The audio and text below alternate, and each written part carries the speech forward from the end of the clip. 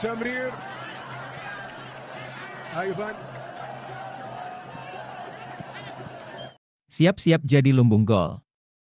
Timnas Irak punya kekuatan tersembunyi, Timnas Indonesia harus berhati-hati.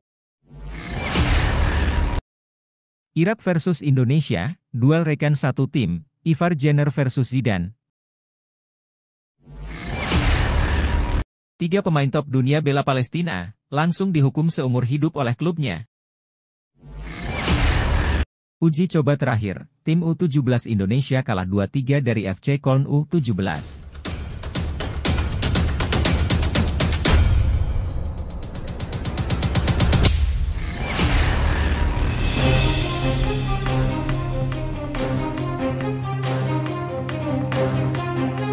Siap-siap jadi lumbung gol.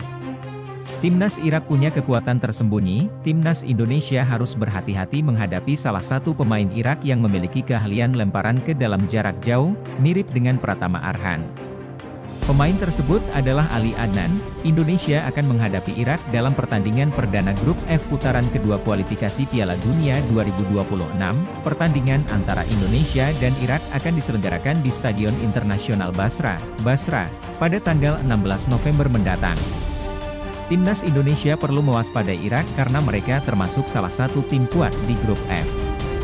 Salah satu kekuatan yang perlu diwaspadai oleh Indonesia dari tim Irak adalah kemampuan lemparan ke dalam jarak jauh.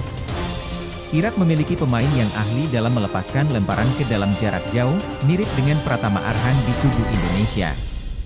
Pemain Irak yang memiliki keahlian ini adalah Ali Adnan. Dalam pertandingan terakhir Irak melawan Yordania pada Selasa 17 Oktober yang lalu, Ali Adnan berhasil melepaskan lemparan ke dalam jarak jauh yang menjadi awal dari gol kedua bagi tim Irak.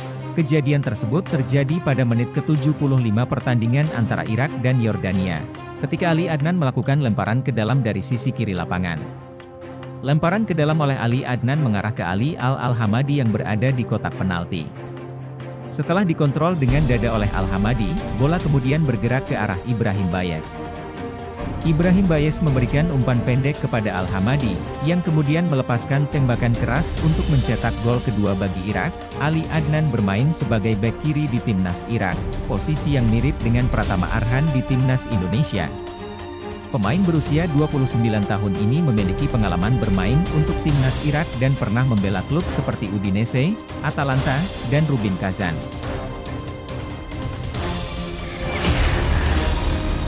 Irak versus Indonesia, duel rekan satu tim, Ivar Jenner versus Zidane. Pertarungan sengit antara Irak dan Timnas Indonesia dalam tahap kedua kualifikasi Piala Dunia 2026 akan mempertemukan dua rekan setim dari FC Utrecht, Ivar Jenner dan Zidane Iqbal. Timnas Indonesia akan memulai perjalanan mereka dalam grup F kualifikasi Piala Dunia 2026 zona Asia dengan menghadapi Irak di Stadion Basra pada tanggal 16 November mendatang. Pertandingan ini akan menjadi ajang yang menarik bukan hanya karena keduanya berusaha merebut poin atau meraih kemenangan pertama, tetapi juga karena akan ada duel bintang di antara pemain-pemain ini. Timnas Irak akan menampilkan Zidane Iqbal, sementara Timnas Indonesia memiliki Ivar Jenner. Kedua pemain ini adalah anggota tim yang sama di FC Utrecht, Belanda. Menariknya, baik Zidane Iqbal maupun Ivar Jenner berposisi sebagai gelandang tengah. Pertarungan antara keduanya bisa menjadi bukti tentang siapa yang lebih unggul dalam mengisi sektor vital Utrecht di masa mendatang. Ivar Jenner, yang berusia 1 tahun lebih muda dari Iqbal, telah sering bermain untuk Utrecht U21 musim ini. Namun, Transfermarkt mencatat bahwa Jenner telah 3 kali masuk dalam skuad utama Utrecht dan sering menjadi opsi sebagai pemain cadangan. Hal ini berarti bahwa Ivar Jenner mungkin memiliki pemahaman yang cukup baik tentang gaya permainan Zidane Iqbal. Informasi ini tentu menjadi berharga bagi pelatih Shin Tae-yong dalam mempersiapkan skuad Garuda untuk menghadapi Irak. Selain itu, Timnas Indonesia telah mengirim tim analis untuk memantau pertandingan Irak melawan Yordania dalam FIFA Matchday Oktober. Tim analis tersebut terdiri dari Ferry Patriadi, yang bertugas mengambil gambar pertandingan Irak, dan Kim Jong-jin, yang akan mengevaluasi permainan tim lawan. Dalam 2 pertandingan awal tahap kedua kualifikasi Piala Dunia 2026, Timnas Indonesia akan bermain tandang terlebih dahulu. Setelah melawan Irak, tim Merah Putih akan melanjutkan perjalanan mereka ke stadion. Setidaknya 3 pemain dilaporkan mendapatkan hukuman dari klub masing-masing setelah menunjukkan solidaritas dalam membela Palestina dari serangan Israel. Perang antara Hamas dan Israel telah memunculkan simpati dari sejumlah pesepak bola Muslim. Akibat serangan Israel, banyak warga Palestina, terutama anak-anak, menjadi korban. Namun, perang ini juga merugikan pemain-pemain yang menyatakan simpati kepada Palestina. 1. Anwar El Ghazi, pemain asal Belanda ini dihukum oleh klub Liga Jerman, Mainz 05, karena mendukung Palestina. Klub melepas keterlibatan El Ghazi dari kewajiban latihan dan pertandingan sebagai respons terhadap unggahan yang dilakukannya yang tidak bisa diterima oleh klub. 2.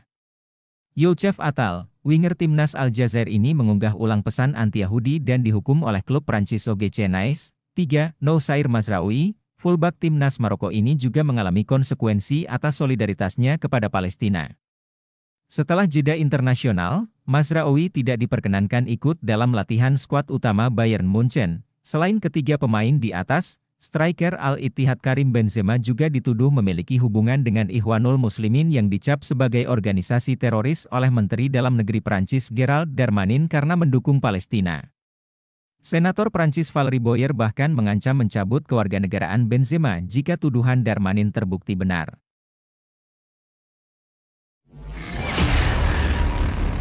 Uji coba terakhir, tim U17 Indonesia kalah 2-3 dari FC Köln U17.